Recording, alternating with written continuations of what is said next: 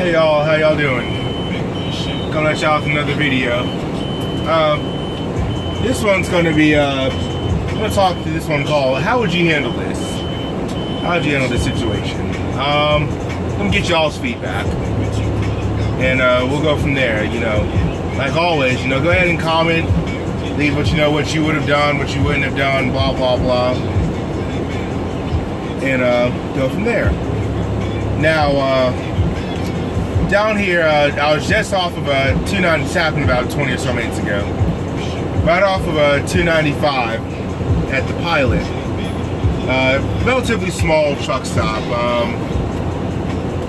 Not many spots. And there's along the fence line, they'll say, you know, it says no parking, but if it's the middle of the night, nobody's going to say anything to you about it. Now, with that being said, if you do park along the fence, understand that you will effectively block the other people that are across from you from being able to exit the truck stop, because by you parking there, it pushes you out. It makes you so wide to where if they try to turn out of their parking spot, they'll be unable to do so. Now, I was in a parking spot. I typically try not to park in a no parking zone for the simple fact that I don't like to be woken up when I'm sleeping. And running that chance of parking in the middle of the night there, probably are going to get woken up. But yeah, so I'm in a parking spot, and there's a red truck across from me. I'm not going to be able to get out of this parking spot. You know, benefit of the doubt, gave it a shot, couldn't get out. And back in, and I realized, all right, can't get out this spot. So I'm knock on this guy's door, see if I could get him to open the door, you know, say, hey, look, this is what's going on, my man. Knock on his door. Guy comes, opens his curtain about 30 seconds later, opens the door, damn near falls out the truck. And he goes like, what, motherfucker, what you want? I said, whoa. I said, I just want to let you know, man, I'm trying to get out my spot. You're blocking the way, and I can't get out. Man, you gonna come waking me up to tell me that? I said, sir, I said, look here, man. I said, you're blocking traffic. I can't get out. I said, and by all means, if you'd like to pull forward, you know, and get out the way, I'll be able to come out. You'll be set up to back into a spot, and you won't have to worry about somebody blocking you, waking you up anymore. He goes like, he stops and thinks for a second, and you know, while he's thinking, you guys already know what I did before I, you know, started driving trucks. I was cop. Cop mode instantly kicks in. Look at his eyes, glossed over, bloodshot red. His motor skills are substandard. They're not where they should be. His eyes are all over the place. You know, his HGN is terrible. On top of that, the truck reeks of marijuana. So, all right, and this guy definitely got litty titty at some point. He got a little high. Actually, not a little bit. He got very high. And said, all right. And he said, yeah. Well, so while I'm assessing all this happens instantaneously, like clockwork. And while I tell him all that's done, he goes like, yeah, of course, man. I'll move for you real quick. So awesome, beautiful. I go back and get inside my truck. And I'm sitting there for about another good 10, 15 or so minutes. And doesn't move. So I said, screw this. I'm just gonna go inside and let the staff know, the management know. And walk inside and standing in the line, you know, waiting, because there's several people in there ringing their stuff up. And finally gets to my turn in the line. I say, ma'am, you know, this is what's going on. Explain to her the situation. And she gets management to come over. Management comes over, and she's like, you know, what's going on, sir? Explain to her the situation. And she says, all right, no problem. And I said, now, before we head out there, sir, understand, I said, this man reeks of marijuana. He's not all the way there in the head. I'm not saying he's a crazy person, but what I am saying is that, you know, his thought process, his motor skills, whatnot, are not all the way there. So just a heads up, this is what we're walking into. She said, all right, well, cool, let me go and get my phone just in case we need to call, you know, the sheriff's office. So, you know, we're walking out. She's like, where are you parked at? And I tell her where I'm parked at. And we're walking up towards that. Oh, let me backtrack. Let me backtrack, because I skipped a very vital part. As I make the decision to go inside to let them know, I'm walking towards the truck stop. The guy that's in that truck, he comes back. He's walking about 30, 40 feet to my right-hand side. He throws something in the trash can. He comes up, he's like, hey man, what you got? What you doing? What you got going on? I said, well, I'm about to go inside and ask him if they could ask you to move, since we asked him, he's not working. Oh man, why you gotta be like that, man? Ghetto, dude. Straight fucking trash. Ghetto. It is what it is. If you're ghetto or feel like you're ghetto or whatnot, coming watching this video, I apologize if it is. But this guy right here, fucking trash. It is what it is. Ghetto. It is what it is. Ghetto trash. Hey man, you don't gotta do all that, man. You don't gotta be a bitch. I said, first of all, I'll simply ask you to move your truck. You don't want to move it. I'm just gonna talk to people that will make you move it. You didn't ask me to move my truck. You didn't tell me to ask me to move my truck, man. You asked if I wanted that parking spot. I said, no, man. We had a whole conversation. So you don't remember any of that conversation? Oh, you knocked on the door and that was it. I said, no, I knocked on the door. First of all, that invalid number one.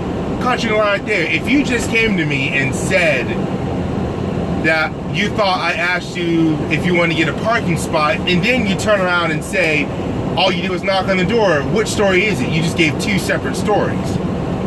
Okay? So I'm gonna catch you in the lie real quick. Don't forget what I did, people. He doesn't know, but y'all do. So it is what it is. I'm ready to catch him in lie number one. You didn't talk to me, man. You just knocked on the door. We had a full conversation, sir. I said, I asked you to move. You said you would after giving me a hard time about it at first. Said you can get this parking spot. I waited about 15 or so minutes for you. You never moved. I'm gonna go inside and ask. You don't gotta do that, man. I was just saying, I thought, why are you being a bitch? I said, nobody's being a bitch. I'm just simply saying, this is what happened. I asked you to move. You didn't want to move. I'm going to talk to people that will make you move. All right, have a good night, man. So at this point, he darts off across the street to go to the Shell gas station over there. Why does he dart across the street? I do not know, but that's what he does. My best guess is that he probably feels like if I go inside and talk to these people, what's going to be happening is if he doesn't move once the management asks, they're going to call law enforcement. Law enforcement's going to get there, they're going to talk to him, they're going to instantly pick up the same things that I picked up. And at that moment, they're going to push it beyond just a simple, oh, you won't move your truck, we're going to get you to move it. It's going to go into the fact that you're smoking marijuana in a commercial motor vehicle. You're not allowed to do that regardless of what the local area laws say or what have you. It is illegal to do that in a commercial motor vehicle. Secondly, you're going to catch a DUI. Because even if it's legal for you to do it in that state, if for some odd reason it's legal for you to do it in your vehicle, even though it's not, you're going to be caught DUI because you're not allowed to be under the influence of anything while operating any kind of vehicle, point blank, period. So he has one or two options. He has several options here. He can either A, move the vehicle out the way, B, stay there, law enforcement gets involved, and he's going to probably go into jail, most likely, or C, option C would have been what he should have done from the beginning, the get-go.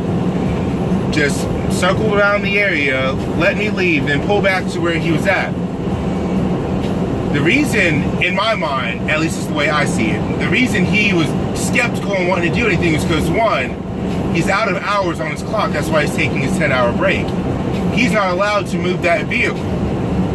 So now you're breaking the rules, you're breaking the law. You're not allowed to move the vehicle after a certain point. Now, after that, Two, now that he moves the vehicle, even though he may not hit somebody, he does run the risk of hitting somebody. If you hit somebody, you have caused damage. You've caused technically an accident. And that's that. No, I'm running out of space on my phone. So I'm going to have to cut this short real quick. You're going to cause an accident, potentially. Then cops will have to come out anyway, work an accident, you're under the influence. It's a whole clusterfuck. What he should have done was just move the truck from the get-go. Anyway, cut to the end of the story. The management comes out, ends up talking to him. He starts going off, acting all upset. You shouldn't have got married, you shouldn't have done this. And she said, sir, all this time you're sitting here yelling at this guy. One, you could have moved your truck right now. You could have been out, you could have been back parked. And two, like, she's like, come on now, you're parked in the wrong spot. If you continue like this, I'm gonna have to call law enforcement. She's like, this gentleman over here is being nothing but kind, respectful. He's not being any rude, anything, any way, shape, or form is he being rude to you.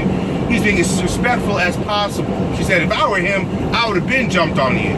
Look at how you're acting. But instead, he's being a professional. Sir, move your truck before I call law enforcement. So he ends up getting his truck. He circles around the truck stop or the pilot. I pull out and I leave and I go on my merry way. So what would y'all have done? You know, answer that in the comments. You know, give a little bit of feedback. Because I think I handled it the correct way.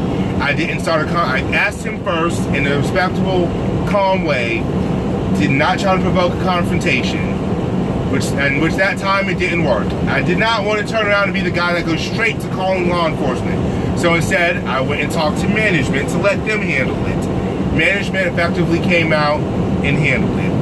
So in my mind, I felt like I did the right thing. I tried to be as professional, as courteous as possible, all while trying to handle my business. Alright, as always, like, comment, subscribe, and tell me what you would have done when you after watching this video. Tell me what you would have done, you know, and go from there. We'll have a discussion on it. This kind of discussion kind of video. So let's talk about it. All right, guys, have a great day or great night or great whatever it is when you watch this video, day or night. All right, guys.